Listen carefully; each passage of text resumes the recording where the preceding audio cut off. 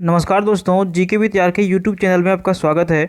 तो दोस्तों यहाँ पे हम लोग देखने वाले हैं भूगोल के 30 अति महत्वपूर्ण प्रश्न जो आगामी परीक्षाओं के लिए बहुत ज़्यादा महत्वपूर्ण है। दोस्तों तो इस वीडियो को आप अंत तक ज़रूर देखिएगा, क्योंकि हो सकता है कि इस 30 प्रश्नों में से एक प्रश्न आ जाए तो क्या होगा कि आपको फ़ायदा हो जाएगा। तो चलिए हम लोग यहाँ पर शुरू कर लेते हैं। पहला प्रश्न देखिए हमारा है, आंध्र प्रदेश के अनंतपुर जिला किस लिए प्रसिद्ध है। तो देखिए आंध्र प्रदेश के अनंतपुर जिला जो है जस्ता के लिए प्रसिद्ध है। दोस्तों यहाँ पे जस्ता ज़्यादा पाया जाता है आंध्र प्रदेश के अनंतपुर जिला में। दोस्तों आपने सुना होगा खेतड़ी का खान। तो देखिए खेतड़ी का खान जो है तांबा के लिए प्रसिद्ध है, और सोना के लिए कोलार प्रसिद्ध है, चांदी के लिए राजस्थान की जवार खान प्रसिद्ध है, और सीसा के लिए झारखंड के हजारीबाग और राजस्थान में चिचोली प्रसिद्ध है। तो आप इसको ध्यान में रखेंगे। अगला प्रश्न देखिए, वायुमंडलीय हवा में सबसे प्रचुर घटक है। तो देखिए वायुमंडलीय हवा में जो सबसे प्रचुर घटक है कौन सा है, तो यह है नाइट्रोजन। नाइट्रोजन वायुमंडलीय हवा में सबसे प्रचुर घटक है, क्योंकि नाइट्रोजन वायुमंडल में टोटल 78% पाया जाता है। अगला प्रश्न देखिए हमारा तीसरा क्वेश्चन है, निम्न में से कौन सा नवीकरणीय ऊर्जा संसाधन नहीं है। तो इनमें से कौन सा नवीकरणीय ऊर्जा संसाधन नहीं है, तो देखिए इसका सही उत्तर हो जाएगा ऑप्शन नंबर डी, कोयला जो है नवीकरणीय ऊर्जा संसाधन नहीं है। अगला प्रश्न देखिए, अफ्रीका में जायरे देश ने फिर से अपना कौन सा मूल नाम रख लिया है। तो अफ्रीका के जायरे एक देश है, उसने अपना मूल नाम फिर से वापस रख लिया है। तो देखिए इसका सही उत्तर हो जाएगा कांगो, है ना। कांगो ने अपना फिर से अपना मूल नाम रख लिया है। देखिए यहाँ पे अगला प्रश्न है, निम्न में से किस राज्य में कोई रेलवे स्टेशन नहीं है। तो सबसे बड़ी बात है कि कौन सी राज्य में रेलवे स्टेशन अभी तक नहीं आया है। तो देखिए इसका सही उत्तर हो जाएगा ऑप्शन नंबर ए, सिक्किम में अभी तक रेलवे स्टेशन एक भी नहीं बनाया गया है। अगला प्रश्न देखिए खरीफ फसल से संबंधित है। 6 नंबर प्रश्न क्या पूछ रहा है कि खरीफ और रबी से संबंधित निम्नलिखित कथनों में से कौन सा ठीक नहीं है। तो देखिए 4 ऑप्शन दिए गए हैं, तो इसमें टाइम ज़्यादा लगेगा, ऑप्शन लंबे है, इसलिए मैं आपको सीधा आंसर बता देता हूँ। देखिए खरीफ महीना वर्षा ऋतु के प्रारंभ आता है और बसंत ऋतु के अंत में फसल काटी जाती है। ये जो ऑप्शन है ये इसका सही ऑप्शन है, ठीक है। अगला प्रश्न देखिए 7 नंबर प्रश्न यहाँ पे क्या पूछ रहा है कि तापीय विद्युत को पैदा करने के लिए किस प्रकार का कोयला मुख्य रूप से उपयुक्त है। तो देखिए इसका सही उत्तर क्या हो जाएगा, इसका सही उत्तर हो जाएगा एंथ्रासाइट। एंथ्रासाइट जो कोयला है वो तापीय विद्युत को पैदा करने के लिए उपयुक्त प्रकार का कोयला है। देखिए एंथ्रासाइट कोयला का मुख्यतः प्रयोग जो होता है तापीय ऊर्जा को पैदा करने के लिए किया जाता है, और भारत में तापीय ऊर्जा मुख्यतः बिजली का आधार है। एंथ्रासाइट सबसे कम उत्तम किस्म का कोयला है। देखिए 1970 के दशक में ऊर्जा का संकट एक बार आया था, तो इसलिए आप इसको इस तथ्य को ध्यान में रखेंगे। अगला प्रश्न देखिए, भारत का राष्ट्रीय वृक्ष कौन सा है। बहुत ज़्यादा इंपॉर्टेंट प्रश्न है और आपको पता भी होना चाहिए। तो देखिए भारत का जो राष्ट्रीय वृक्ष है वो है बरगद का पेड़।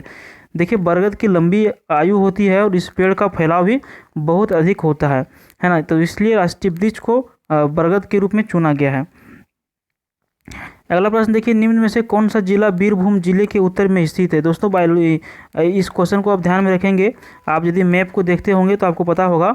तो देखिए यहाँ पे जो बीरभूम कौन सा जिला है बीरभूम जिले के उत्तर में स्थित, तो देखिए इसका सही उत्तर हो जाएगा मालदा जिला। देखिए यहाँ पे जो भी जिला आपको दिख रहा है मिदनापुर, बांकुरा, पुरुलिया, ये सभी पश्चिम बंगाल के जिले हैं। मालदा भी जो है पश्चिम बंगाल के जिला है, ठीक है। पश्चिम बंगाल की राजधानी कहाँ है, कलकत्ता। वहाँ के मुख्यमंत्री कौन है, तो ममता बनर्जी हैं। अगला प्रश्न देखिए, कृषि का व्यापारीकरण किसे सूचित करता है। तो देखिए कृषि का जो व्यापारीकरण है वो सूचित करता है विक्रय के लिए शस्य का उत्पादन। किसको सूचित करता है, तो विक्रय के लिए शस्य का उत्पादन। अगला प्रश्न देखिए, केप कोड किसके समीप है। तो केप कोड एक जगह का नाम है, किसके समीप है, तो देखिए ये बोस्टन के समीप है, ठीक है। कहाँ पे, बोस्टन के समीप है। अगला प्रश्न देखिए, जब सूर्य से पृथ्वी की दूरी अधिकतम होती है तो इसे क्या कहा जाता है। तो देखिए जब सूर्य और पृथ्वी की दूरी जब अधिक होती है तो उसे अपसौर कहा जाता है। ऑप्शन नंबर बी यहाँ पे सही हो जाएगा। क्या कहा जाता है, अपसौर कहा जाता है। देखिए 4 जुलाई को सूर्य पृथ्वी अपनी अधिकतम दूरी के साथ रहती है, और 3 जनवरी को सूर्य पृथ्वी से न्यूनतम दूरी पर होती है। इसे उपसौर कहते हैं। तो अपसौर और उपसौर आपको दोनों कंप्लीट हो गया होगा। इसी बात पे आपको क्या करना है, वीडियो को लाइक कर देना है, और रोज़ जीएस का वीडियो देखने के लिए चैनल को सब्सक्राइब कर लेना है। तो उम्मीद है आप लोग ये कर लेंगे। चलिए अगला प्रश्न यहाँ पे देखिए, भूकंप की तीव्रता मापने का पैमाने का नाम क्या है। तो देखिए जिस स्केल पे भूकंप मापा जाता है उसको क्या कहते हैं, तो उसे कहते हैं रिएक्टर स्केल, ठीक है।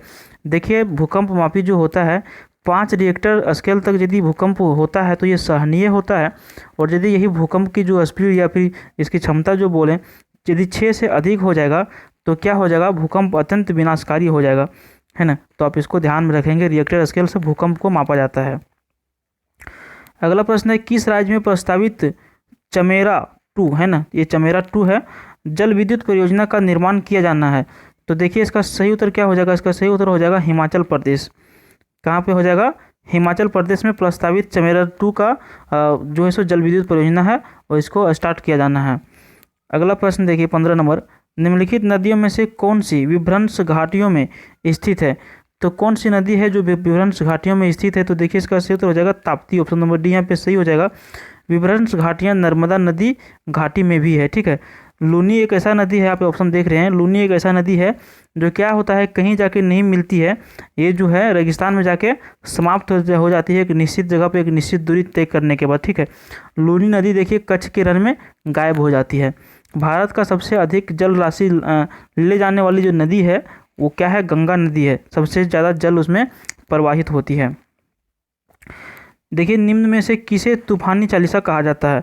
तो देखिए इसमें से ऑप्शन जो सही है, कौन सा ऑप्शन सही है, तो इसका सही उत्तर कौन सा हो जाएगा, इसका सही उत्तर हो जाएगा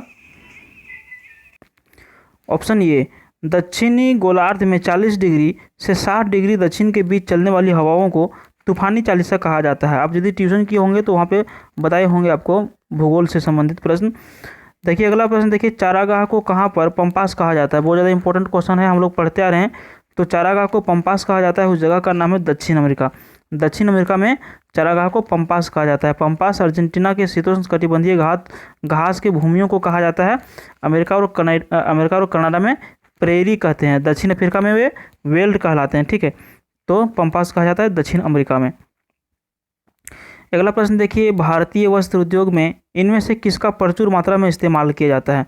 तो भारत के जो वस्त्र उद्योग है उसमें सबसे अधिक मात्रा में सूत का प्रयोग किया जाता है, ठीक है।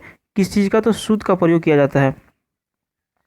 देखिए सूती वस्त्र की जो जन्मभूमि माना जाता है, भारत को माना जाता है सूती वस्त्र की जन्मभूमि। चलिए अगला प्रश्न देख लेते हैं। 19 नंबर क्वेश्चन हमारा है, सदाबहार बरसाती वन क्या है। सदाबहार बरसाती वन मुख्यतः कितनी सुवितरित वार्षिक के क्षेत्रों में पाए जाते हैं। तो देखिए इसका सही उत्तर क्या हो जाएगा, इसका सही उत्तर हो जाएगा 200 सेंटीमीटर से अधिक। तो इसको कितना चाहिए, 200 सेंटीमीटर से अधिक चाहिए वार्षिक वर्षा, ठीक है।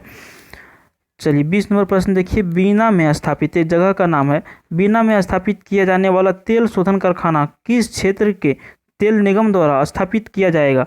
तो देखिए इसका सही उत्तर जो हो जाएगा भारत पेट्रोलियम निगम। भारत पेट्रोलियम निगम के तहत ये जो है सो बीना तेल का जो कारखाना, शोधन कारखाना जो स्थापित किया जाएगा, किसके तहत, तो भारत पेट्रोलियम निगम के तहत। 21 नंबर प्रश्न है, भारत विश्व में किसका सबसे बड़ा निर्यातक है। तो भारत जो है विश्व में सबसे बड़ा निर्यातक है अभ्रक का।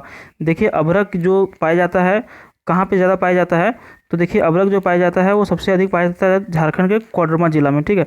आप इसको ध्यान में रखेंगे। 22 नंबर प्रश्न देखिए, डीगो गार्सिया द्वीप किस महासागर में है। तो देखिए डीगो गार्सिया जो महाद्वीप है वो कहाँ पे स्थित है, तो देखिए हिंद महासागर में स्थित है डीगो गार्सिया द्वीप। अगला प्रश्न देखिए, भारत में उष्णकटिबंधीय सदाबहार वन कहाँ पाए जाते हैं। तो भारत में उष्णकटिबंधीय सदाबहार वन जो पाए जाते हैं केरल में पाए जाते हैं, ठीक है। तो दोस्तों वीडियो को अभी तक आपने यदि लाइक नहीं किया है तो प्लीज़ आप लाइक जरूर कर दीजिए और रोज जीएस का वीडियो देखने के लिए चैनल को सब्सक्राइब कीजिए।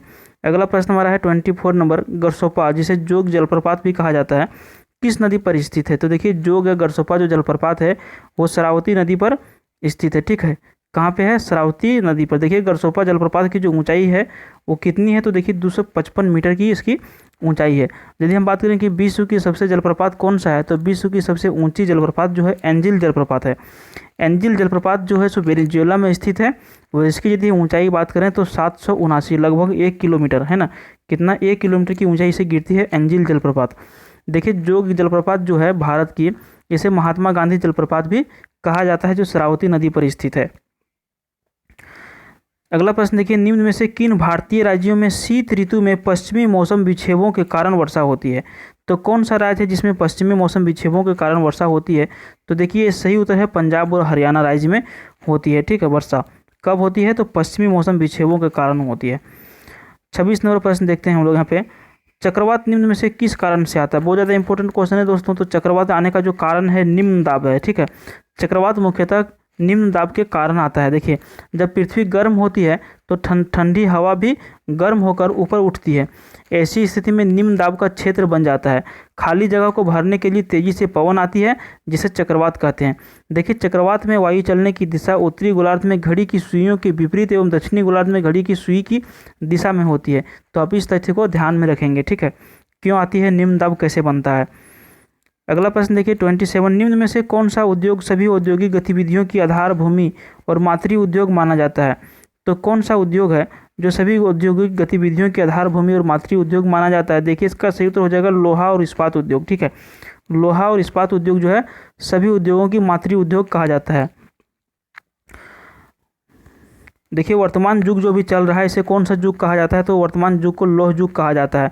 भारत में लोहा का प्रयोग सर्वप्रथम कब हुआ था? देखिए, 950 ईस्वी के आसपास शुरू हुआ था लोहे का प्रयोग। भारत में प्रथम लोह कारखाना देखिए कुल्टी के बंगाल में स्थापित हुआ था। कब हुआ था? देखिए, तो 1870 ईस्वी में हुआ था। कुल्टी, अब नाम सुने होंगे, बंगाल में है, तो वहाँ पे सर्वप्रथम स्टार्ट हुआ था 1870 ईस्वी में लोह का कारखाना। चलिए 28 नंबर प्रश्न देखिए। भारत में सबसे पुराना तेल क्षेत्र निम्न में से कौन सा है? तो भारत में सबसे पुराना तेल क्षेत्र जो है डिगबोई है। देखिए, डिगबोई कहाँ पे है? तो ये असम में पाया जाता है, ठीक है। असम में है, डिगबोई जगह का नाम है। देखिए, इसकी स्थापना कब हुई थी? तो इसकी स्थापना हुई थी 1904 ईस्वी में। इसकी खुदाई होना चालू हुआ था। अवसादी चट्टानों से पेट्रोल तैयार किया जाता है। 29 नंबर प्रश्न, निम्नलिखित में से वह राज्य कौन सा है जिसकी सीमा म्यांमार से नहीं लगती है? तो जो राज्य है म्यांमार से सीमा नहीं लगती है, मेघालय राज्य है। मेघालय राज्य की सीमा म्यांमार से नहीं लगती है, और ये मिजोरम, मणिपुर और नागालैंड की सीमा म्यांमार के साथ लगती है। म्यांमार का पुराना नाम है बर्मा। बर्मा का नया नाम क्या है? म्यांमार है। म्यांमार की राजधानी कहाँ है? तो देखिए, रंगून है। मांडली जेल का संबंध भारत के स्वतंत्रता सेनानी से है। म्यांमार को 1935 में भारत शासन एक्ट के अधीन भारत से अलग किया गया था। कब? 1935 में। ये भारत का ही हिस्सा था, तो इसको 1935 में अलग कर दिया गया था भारत से। 30 नंबर प्रश्न देखिए, और इस वीडियो का ये अंतिम प्रश्न है दोस्तों। भूगोल में गल्फ स्ट्रीम से तात्पर्य क्या है? तो गल्फ स्ट्रीम का तात्पर्य है एक उष्ण महासागरीय धारा से। ये गल्फ स्ट्रीम जो है एक उष्ण महासागरीय धारा है, ठीक है।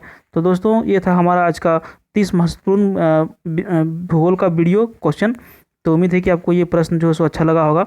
अच्छा लगा तो वीडियो को आप लाइक जरूर करें, चैनल को सब्सक्राइब करें। Thank you for watching.